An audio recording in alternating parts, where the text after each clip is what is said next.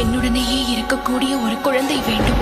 அவன் பிரம்மதேவனைப் போல ஞானியாகவும் தம்மை போல அழகுடையவனாகவும் என் சுவாமியைப் போல அனைவரிடத்திலும் கருணை உள்ளம் கொண்டவனாகவும் இருக்க வேண்டும். மும்மூர்த்திகளின் அம்சமும் ஒன்று சேர்ந்தது போல் ஒரு பிள்ளை வேண்டும். தந்தோ தந்தோ தந்தோ. அம்மா அம்மா, நானே ஆதிசக்தியுமாவேன். நானே இந்த உலகின் நாயகியுமாவேன்.